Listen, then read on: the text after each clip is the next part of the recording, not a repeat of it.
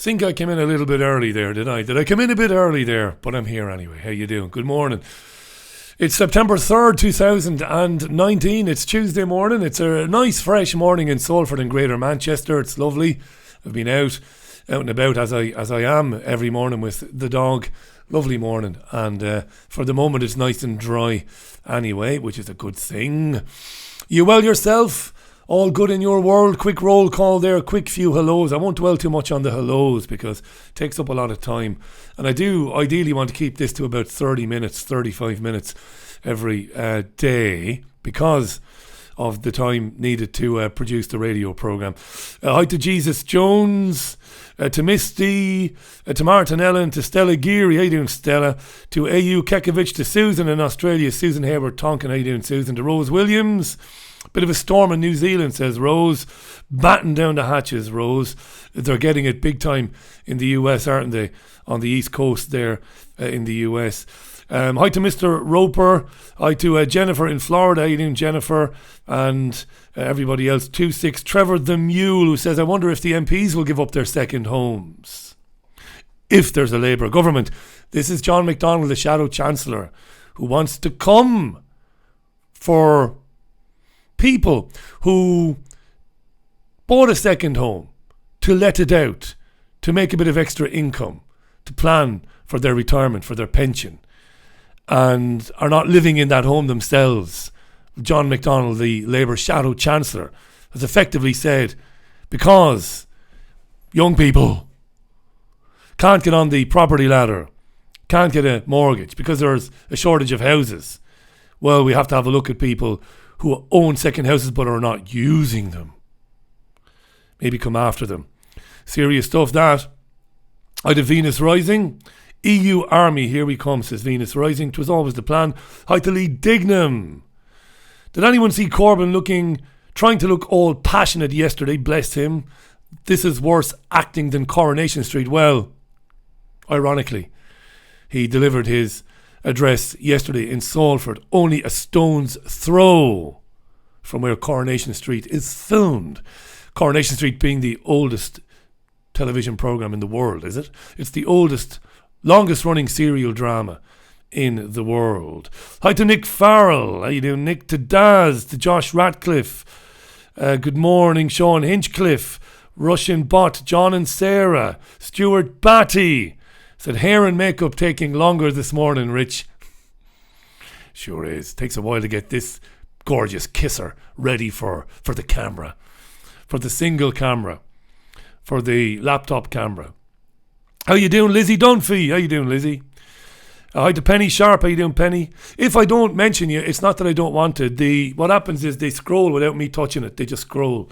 The comments. Hi to Richard Murray, to Martin Coombs, Jim Bob Jr., Paul Alawi, Charlotte Binns, how you doing, Charlotte? Jimmy Griff, how you doing, Jimmy Griff? To Terry in Jacksonville in Florida. Don't go committing any murders in Jacksonville in Florida, Terry. They execute people there nearly as often as they do in Texas. Mad place, Jacksonville. Nice, but mad at the same time, if you know what I mean. To pro-rebel separatist, to William Gibson, Russian Bot, Ashley Watt, how you doing, Ashley? Bruce Blunt, and there you are. All right, let's have a look at the front pages of the newspapers. Yeah, the old newspapers. I'm about as prepared as, well, I can't think of a suitable analogy there that's funny enough, so I'll just leave that one go. Here's the iPaper, and the iPaper, like every other paper, today, Brexit. And what's expected to be 2 days of chaos in Westminster today and tomorrow. October election on the way if MPs defy Johnson. By MPs defying Johnson, the paper means his own MPs. The 20-something rebel MPs. It was going to be Car Crash YouTube streaming this morning. I was going to get that Rebel MC song. And I was going to rap it. I bet you'd pay to hear that. But then I decided against it. Some things are just not funny. So there you are, that's the iPaper. Let's get rid of that and go to the Daily Mail, or the Fail. Here he is. Johnson warns rebels if they chop his legs off. by blocking No Deal today. He'll call snap poll in just 6 weeks. October 14th is the date on the box there, the ballot box. And that's a date that's been talked about quite a lot this morning. So, yeah, let's get rid of that. Let's get rid of this. Get rid of the old Brexit betrayal meme. Johnson threatens snap election if Tory rebels refuse to back him, is the headline on the Financial Times front page. Again, we'll go through these as quick as we can because, like I said, they're all basically the same today. You see? The Times. Johnson warns rebels, I'll call October election. And interestingly, there's a story inside the Times.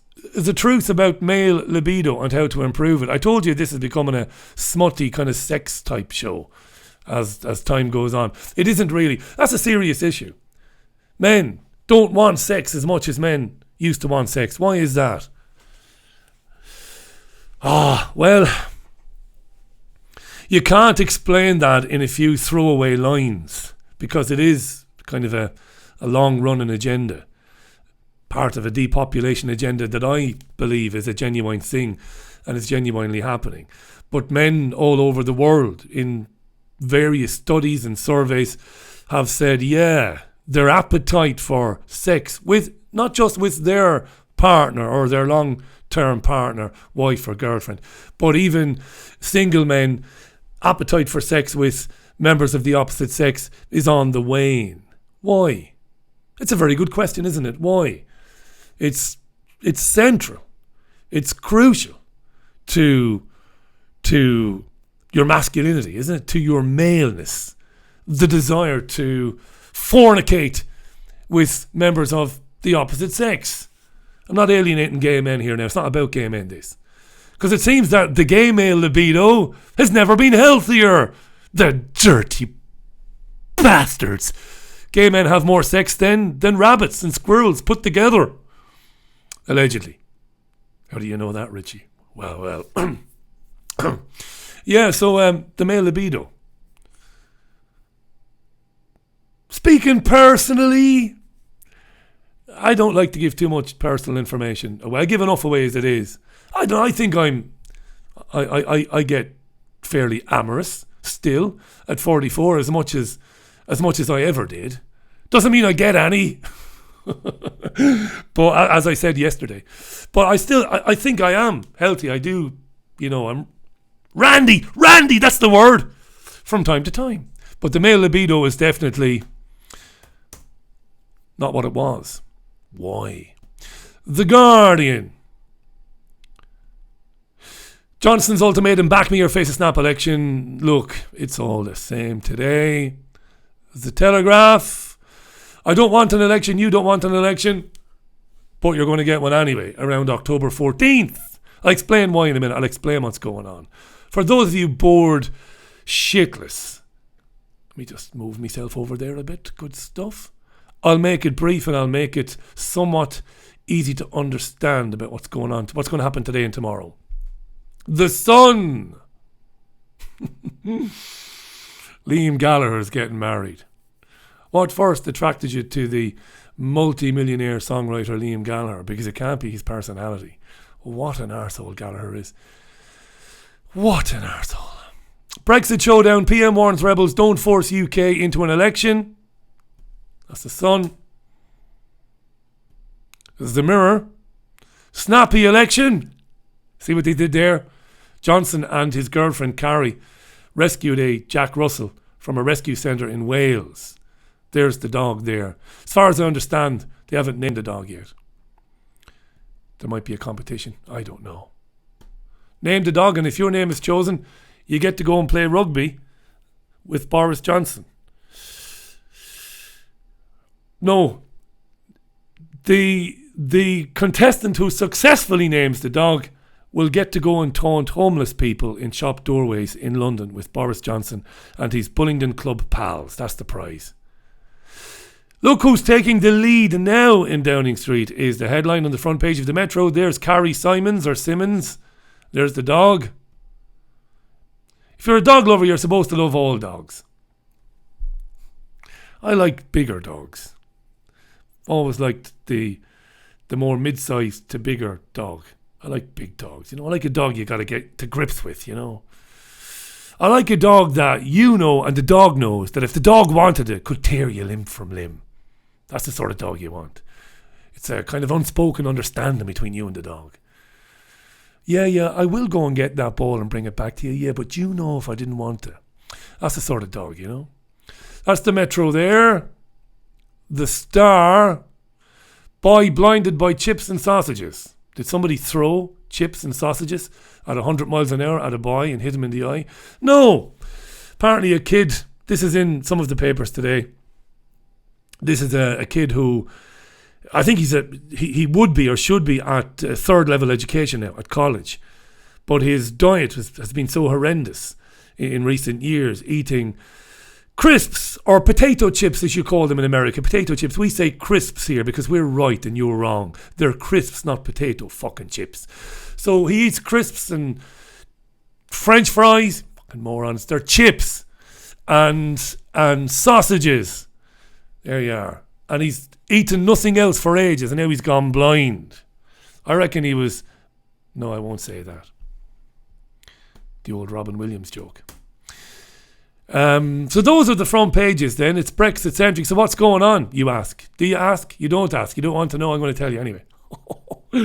So yesterday there was a lot of talk about an election looming because the opposition parties, along with the rebel MPs, are going to try and get through legislation today or tomorrow that would tie Johnson's hands and make it official. Vote through a bill denying him the right to leave on October 31st with no deal. Johnson has basically been saying, all right, if you do that, I'll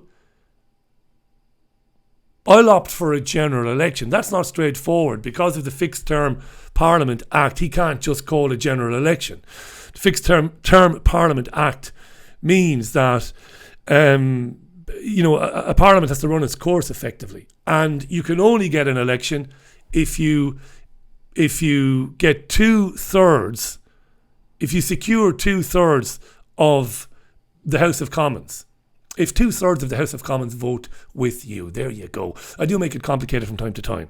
That's how you do it. You need 2/3 of MPs to vote with you in order to schedule a general election. Because Johnson said yesterday, I don't want one. But if no deal is taken off the table, there would be no point in continuing to talk with the European Union. Because it's game, set and match for the European Union if no deal is taken off the table, according to Johnson. You know what I think? It's game, set and match for the European Union anyway. It doesn't matter what happens. Right? So yesterday, after Johnson addressed the media outside Downing Street, he then told journalists that the government expected to table a motion to hold a general election on October 14th if MPs who are opposed to no deal voted to take control of business in the House of Commons today. And that's going to happen today. It might happen today. So that's where we are. It's a shit show, basically, is what it is. All right? You with me? Okay. And you're going to hear nothing else, see nothing else on UK television, and hear nothing else on UK radio today but this chaos that we are witnessing at the moment. Alrighty, let me go back to the comments briefly. Alrighty. Got some good guests coming up on the radio show, by the way. By the way, let me just say that there seems to be a little bit of confusion here. I got a nice tweet from somebody the other day. I didn't get a chance to respond to it. It was a nice tweet. It was criticism of me and of the show. But it was friendly and well-meaning. It was from a bloke who said that I should go back to doing the radio show and the interviews. That all these newspaper reviews on Sunday and in the week shouldn't take over. You shouldn't basically... oh, Jesus. It's one of those mornings I can't... The words won't come out of my mouth. The guy seemed to think that this is the way forward now for the show. It isn't. I don't know. I think some of you who come to me through YouTube I think you don't have a fucking Scooby-Doo what the Richie Allen Show is really all about. I mean, do you have a clue? Let me explain it again in terms that maybe those of you who are confused will understand. I present a radio show every Monday to Thursday at 5 o'clock UK time. A live radio show. That isn't live on YouTube as it happens. It's live on richieallen.co.uk, on Fab Radio in Manchester, and other platforms. It's at triggerwarning.tv. It's a live radio show. Do you understand that? That's what it is. And when it's finished at 7 o'clock, I then put it on Podomatic, iTunes, Spotify, and YouTube. Yes, YouTube. But it's a live radio show. This newspaper review in the morning, is a bit of fun. It's not that serious. And it's not a live radio show. It's just me streaming. Sunday View is a newspaper review on Sundays that is a radio show. I'm beginning to think maybe I understand why people are confused. But no, it's that simple. All right? There are people who live on YouTube. It's where they dwell. As far as they're concerned, nothing else exists outside of YouTube. Jesus, where do you think the Richie Allen Show comes from on YouTube? Where do you think it comes from? The Richie Allen Show that was uploaded last night with Vera Toomey and Alan Sked. Where do you think that came from? 'Twas a live radio show. Anyway, do you get that now? This is a bit of a nonsense, this live stream in the morning. I don't know how long I'm going to keep doing this. I'll do it for the foreseeable future. It's just a giggle and, a few laughs looking at the papers. Just for the heck of it. But I do a radio show. That's the most important thing. Sunday at 11, Monday to Thursday at 5 p.m. UK time. richieallen.co.uk. Confusion should be over now. And I still get complaints from people going, I can't believe that you've reduced to all this newspaper stuff. Are you fucking stupid? Anyway, there you are. I don't have much patience. I've never had much patience. Never have had. Never will have. I'm 44 now. I'm not going to develop it now. Never. Loads of patience with children. Always have had. Put up with anything. But I have no patience with stupid adults or stubborn adults or obstinate, obdurate or obtuse, there you are, adults. Just piss me. I've no time for it. None. Jesus Jones said, what politician ever told the truth? William Gibson said George Galloway. Oh, William, thanks, mate. That's made my day. George Galloway telling the truth. Wow. Holy Jesus. Wow. God. That's cognitive dissonance right there. George Galloway. Hi to KT in sunny Portugal. How you doing, KT? Nice to hear from you. To Peace Dreamerable. To Keith Daly. How you doing, Keith? Everybody who's watching and tweeting, nice to have you here. To Tuha Day Dannon. How you doing? Fluoride. Number of you are talking about the male libido and why it isn't as active as it once was. I don't know. John Smith says gays use lots of enhancing drugs more than straights. I don't know about that. Not any gay men that I know. Josh likes Liam Gallagher. How you doing, Josh? Again. And Charlotte says she's enjoyed some of Liam's interviews recently. Please send me some clips, Charlotte. Because Liam Gallagher's interviews, I don't know how the interviewer can sit there and not want to punch him in the face. But that's just me. Lovely stuff. Loads and loads of comments coming in there. You can engage with people. Engage with them. And argue with them. But be nice as well. We'll move on quickly. Some interesting stuff. Josh says, hope not hate called you anti-Semitic. I told them to fuck off and go and watch the Richie Allen Show. Thanks, Josh. Do you think after you told them to go and fuck off and watch the Richie Allen Show, they rushed to the nearest laptop? I doubt it. But thanks anyway, pal. I appreciate that. Jennifer says she likes the radio show. Thank you, Jennifer. Charlotte says, can you explain it again for the people at the back? I know. I'll still get it later on today anyway. Paul says Galloway is right about a lot of things, but he's a player of the game. He never goes too far off the path. I don't dislike Galloway. I've interviewed Galloway. But the notion that he's always told the truth, it's quite hysterically funny, actually. It really is. Chris says, you kissed Galloway's arse when he was on your show. No, I didn't. I interviewed him about why he was standing in Manchester in the seat vacated by the recently deceased Gerald Kaufman. But I didn't kiss his arse. Far from it. I talked to him about Brexit, is what I did. Lovely. Let's move on down. Good. Thanks, Christopher Hickman, for your comment as well. Lord Branstey says, what's your beef with Galloway, Richie? None. No beef with him at all. But he's a politician who goes to the House of Commons and swears by God and Sonny Jesus that he will bear true allegiance to Queen Elizabeth II and all of her hairy ginger fucking heirs. That's what George Galloway does. Galloway, like every other politician, is only out for himself. Him. Me. Not out for anybody else. Galloway. Bullshitter. All of them. Corbyn, his pal. They're all liars. My God. I swear to bear true allegiance to Queen Elizabeth II and all her heirs. And Galloway can't wait to get back there. He'll keep running in various parts of the country, Galloway, for MP, to get £110,000 a year and all the add-ons that come with it. George Galloway's a bullshitter. Couldn't give a shit about the people of Palestine, Gaza or anywhere else. He's a player. Like one of you guys said, they're a player. That's all he is and all he ever will be. He's nothing, Galloway. They're all the same. When has he ever spoken about that, about the royal family? Eh? Come on. Wake up, people. Wake up from fucking hero worshipping these people, because every now and then they opine on an issue that's close to your heart.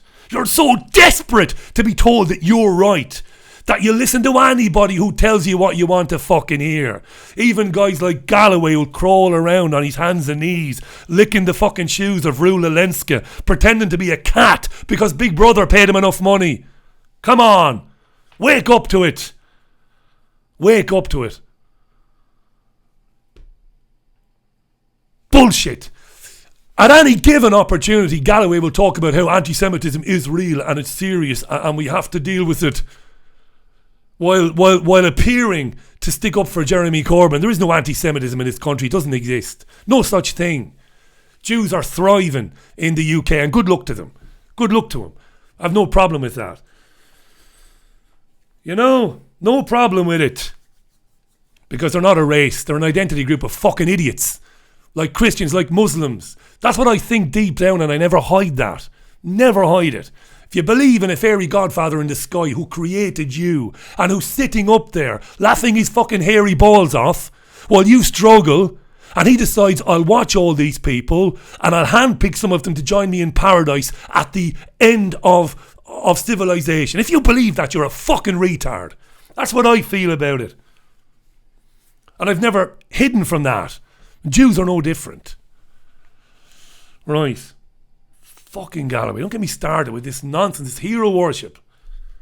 I get it. I get it here. In a much, much smaller way, of course. I don't have that sort of profile. I get it. People sending me messages telling me how amazing I am. Oh, you're amazing. Keep speaking the truth. And I email them back going, you fucking moron.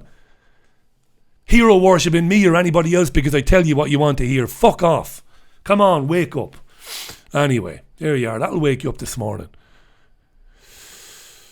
Speaking of LGBT people, some LGBT charities, activists are up in arms about the fact that figures presumably attained through freedom of information requests, figures show that thousands of asylum claims, people seeking asylum in the UK, were dismissed, and over 3,000 were people claiming that they were seeking asylum because they were gay or are lesbian, and they fear for their safety in their country of origin.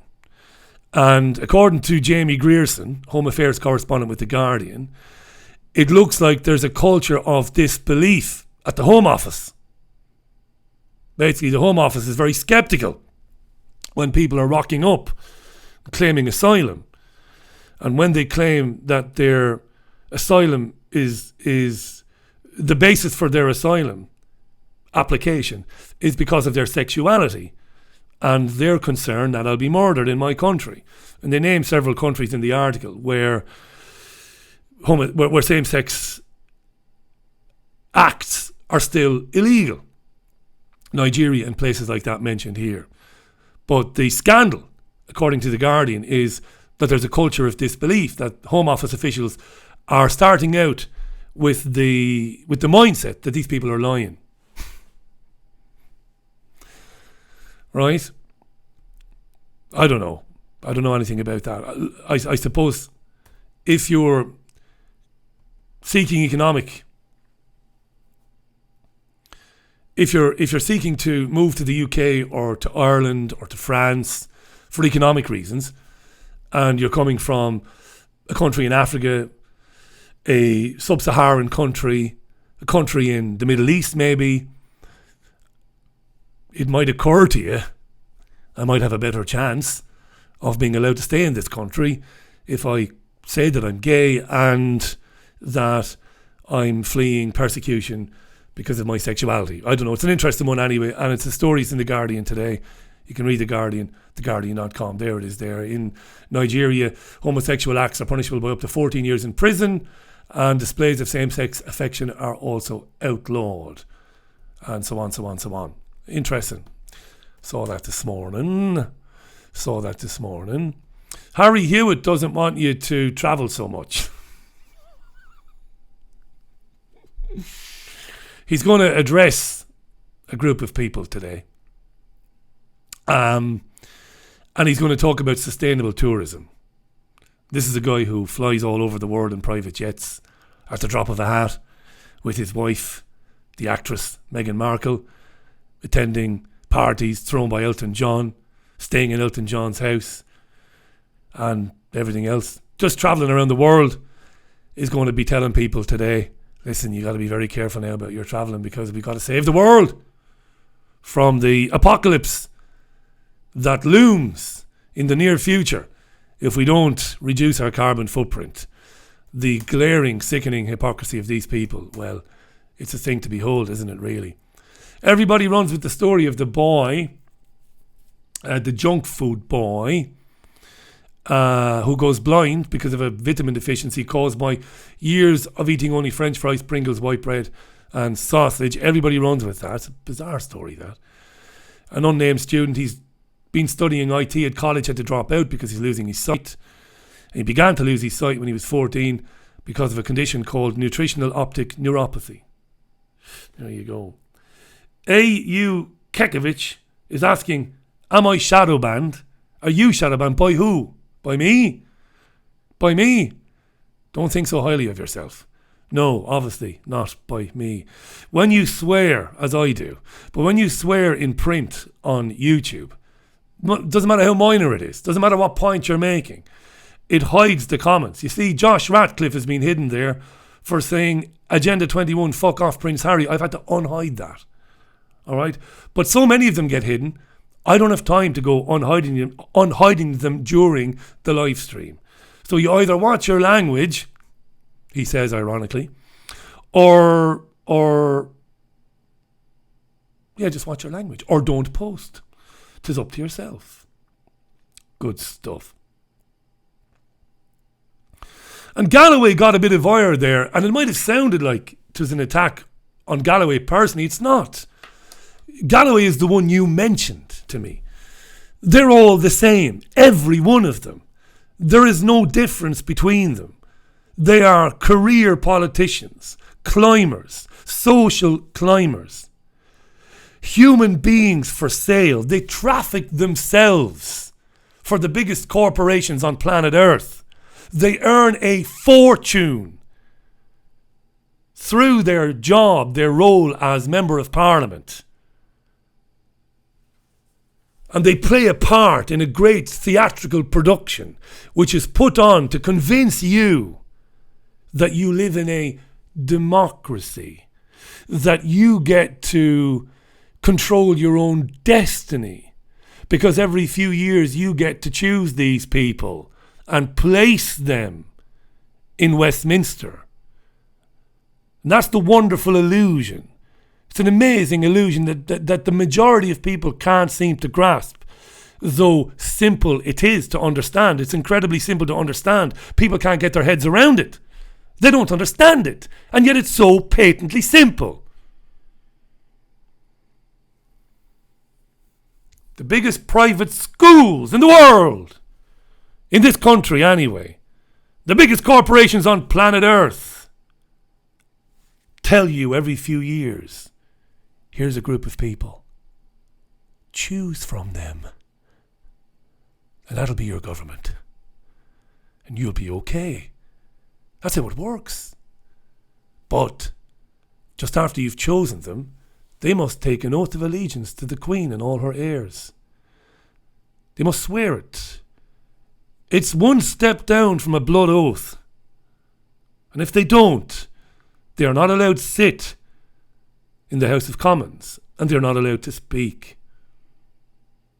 Jesus Christ, 3 years ago, 17.4 million people voted to leave the European Union. It is obvious now that despite the lies of Shami Chakra fucking Barty, despite the lies of Philip Hammond, despite the fucking lies of Chuka Umunna, it is apparent now more so than ever that they knew full well what they were voting for. They knew they were voting to leave the European Union, the single market and the customs union. They knew. 3.5 years later, where are we now? Well, we're right here, where today and tomorrow, the MPs that you think you voted in are going to try and engineer another delay, which would keep us in until at the very least January the 31st next fucking year. When are you going to wake up to it? When are you going to wake up to it? You don't live in a democracy. You are a fucking slave. You are a joke. They piss on you and laugh at you as you try to figure out where's all the water coming from. Where's the water coming from? If it looks like piss, if it smells like piss, if the steam rises off it just like piss, well, it's piss. You're being pissed on. It doesn't matter though, because on October 14th, most of you, even most of my radio listeners who think they are wide awake to it, who are smug and arrogant in their belief that they know more than everybody else, you're full of shit. On October 14th, you'll fucking rush to the nearest primary school to vote. There you are. But you're awake, right? Right? Fuck off. You're awake. Don't start me. That's where we are. That's where people are. You got up on the right side of the bed. I'm actually in great form. I suppose I'm fed up, and I touched on this in a conversation I had with my honorary mammy, my friend, my colleague, and my mentor, Jean-Anne Crowley. I think what pisses me off is that the Trump saga, the Brexit saga, has actually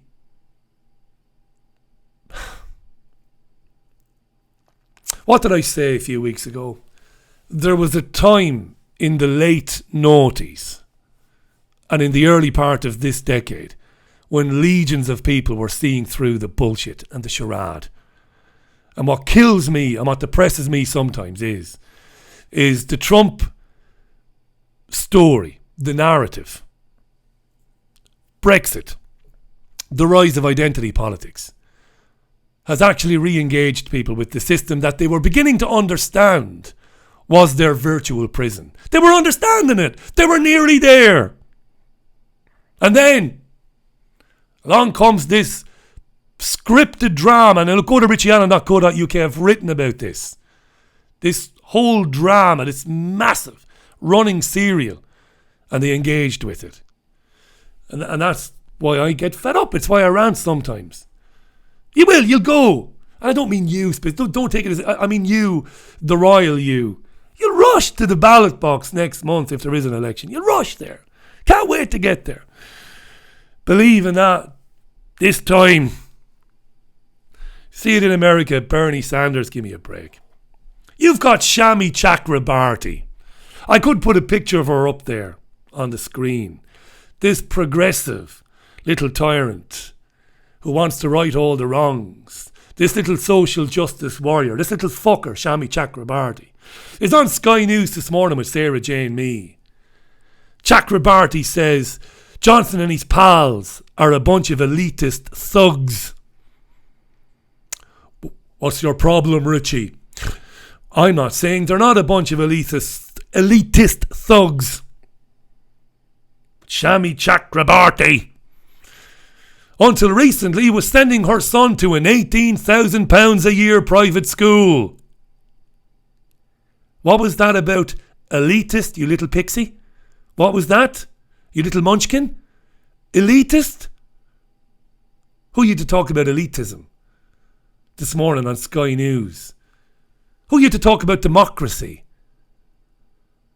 when people in this country, over 17.5 million of them, said enough is enough with the European, enough is enough? Who are you to paint working class people as bigots and as xenophobes? Who are you to do that? Because they voted to leave the European Union. And of course that's been very successful as well. You know, the likes of Tommy Robinson and his goonish, loutish, thuggish pals have served the system better than anybody, because the establishment has been able to juxtapose Tommy Robinson and his tiny band of far-right scumbags. The establishment has been able to tie them into a narrative that suggests that we all voted to leave because we were little Englanders or because we were racists. When that's not true. It doesn't mean that there are not some people who just don't like Johnny Foreigner. Not saying that's the case at all. But the establishment and the establishment media, and they're doing it this morning, it's all over the debates this morning about xenophobia and racism and UKIP and all of that, as they try to destroy, they're not trying to destroy it anymore, they have destroyed the result of the referendum 3.5 years ago. They have destroyed it, making us all out to be knuckle dragging, fascistic, hateful thugs because we voted to leave. People voted to leave because the European Union had basically, and I won't get into too much detail here because I've done it too many times on the programme, destroyed manufacturing in this country. Had destroyed fishing and all the spin-off industries in this country. Agriculture. Could be here all day. People in communities that depended on factories for their work.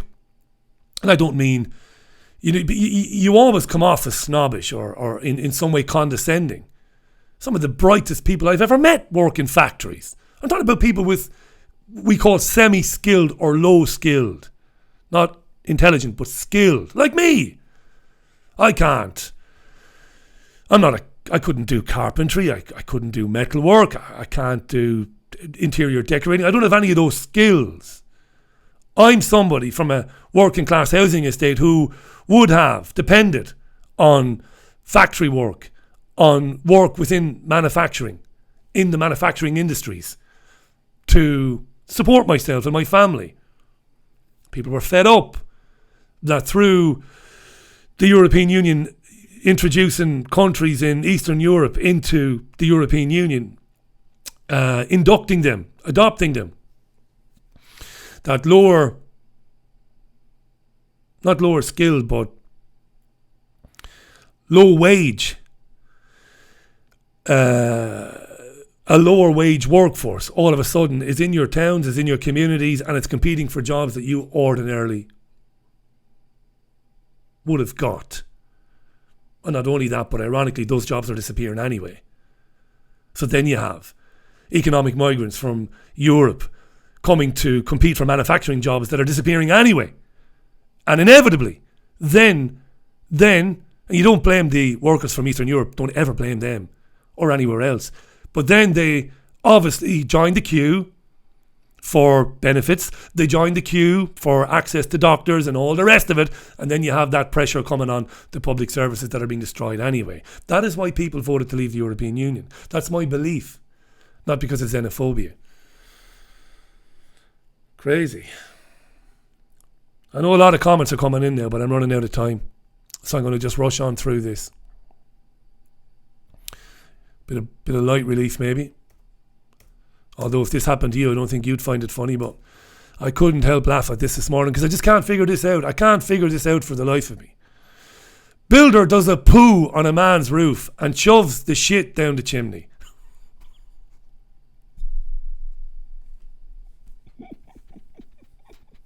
That's your Brexit voter right there. Right? Oh, the irony.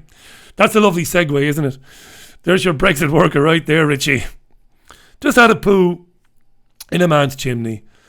Then he shared the photograph with his pals, and the homeowner came across it, and the media have gotten involved. This is in the Mirror, I think, today. Holy God. I don't know why the Mirror have hidden the man's face. He deserves to be shamed, doesn't he, for doing that. He was fixing a leak on a roof and decided, I'll do a number 2 in this guy's chimney in Skegness. Jesus Christ. There you are. Bit of light relief there. Where do you have to be in life? How do you get to that place in life where you think it's okay to do that? Christ. What else have we got? This is an RT. This is where it's all going, right? DARPA, the technological wing of the Pentagon, is unleashing a new fight against fake news. The technological wing of the Pentagon, the Defense Advanced Research Projects Agency, is seeking software capable of churning through a test set of 500,000 news stories, photos and audio-video clips to target and to neutralise potentially vital information before it spreads. Wonderful. Hitting the mic there. Wonderful. We're developing technology that will enable us to delete and remove news stories that embarrass the US military, the US government. And we're just going to do it. It's a good story in RT. You can read it at rt.com. It explains pretty well, rt.com, how they're going to do it. They're just going to do it. The Pentagon just wants to even the playing field between the good guys, and the good guys are the fake news hunters, and the bad guys, us, people like you and me, who try and promote open debate and who talk about things that obviously the mainstream media doesn't talk about. But DARPA, the technological wing of the Pentagon, is coming after fake news. I'm tired of saying it, where this is going and how serious this is. Why do you think the Richie Allen show was mentioned so prominently in the mainstream media when I was on holiday? Why? Is it because Richie Allen, don't ever refer to yourself in the third person, is it because me as a person, I'm important? No, far from it. No. But the platform is, and it has a very healthy audience. We've got to attack credible programs where information is widely disseminated and discussed. That's what it was about. It's not about me. I'm no victim. They don't care too much about me personally. But can we go after this guy's character and somehow prevent more and more bewildered people turning on his program? Because if the Richie Allen show achieves one thing, and I think I can safely say this, that no other independent radio show, at least in England, achieves anyway, is I get mainstream media consumers listening to me. I know I do, because the volume of emails and the volume of tweets from people who found it because it's presented in the way that I present it, because it's a mainstream radio show in terms of its sound quality. They come to it and they go, oh, I didn't know that, I'll have a listen to this. They might think a lot of it is mad and beyond the pale, but they listen. Well, increasingly more of them listen. So we can't have that. So that's just a small thing. I'm not comparing that to what DARPA is doing, but that's what's going to happen now. They've got you all on Facebook. They've got you all on Instagram. They've got you all on Twitter. Wonderful. You're there. You're not likely to leave anytime soon. You're there. The hegemony now. Facebook, right? It's hegemony. It's media hegemony, if I can say that. And now they can go and cherry pick what they want to delete, and they, more importantly, can send you towards what they want you to see. That's where we are.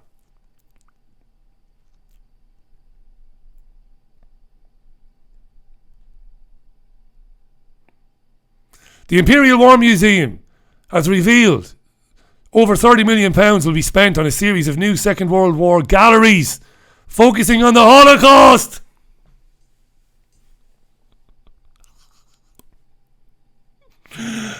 Wait for it. And its importance on the wider conflict. Christ, they're getting desperate now, aren't they? How can we're running out of reasons for shoving the Holocaust down people's throats. What are we going to do now? I know. Let's talk about it in the context of how it influenced the wider conflict in the Second World War. Brilliant. Brilliant. The Holocaust. I've got some ideas for them, but I'd like to be paid for them. They're my ideas. Let's open a museum and talk about the Holocaust's wider influence on football around the world. Its influence on how Manchester City play football, this possession game that City played, the way they ration the football. Let's introduce the Holocaust into. You can link it to anything. You can link it to anything. Never stop talking about the Holocaust. It's important that we never ever forget about the Holocaust. Another 17 films coming out this year, Hollywood productions and elsewhere, about heroics during the Holocaust. Don't ever forget about it. But don't ever talk about the Holocaust going on in Gaza. It's very important, because that's not a real Holocaust. It's not a real. What children are being imprisoned and not being allowed to speak to lawyers or their parents, and they're being tortured by the IDF, forced into rooms with 24-hour bright lights and rooms of 24-hour darkness. It's not the same though. It's not the same, no. Children are being shot dead at fence lines erected by the Israelis, are they? It's not the same thing, really. Medics are being shot dead by the IDF as they come to help the children that were already shot dead by the IDF. That's not the same, really. You shouldn't call it a Holocaust, really. Shouldn't call it. Palestinians are penned into a massive open-air concentration camp, ridiculed, belittled, beaten daily, screamed at by Israeli soldiers. They can't leave unless they're given permission. That's not the same, really. It's the Holocaust. You shouldn't really be. You know, it's anti-Semitic if you say it's like the Holocaust, you know. Don't do that. Don't be anti-Semitic, you know. Fucking crazy. Pretty soon you'll go to a strip club and you'll have robot pole dancers, not women, robots. It's a story in the Times today. Guys developed robots.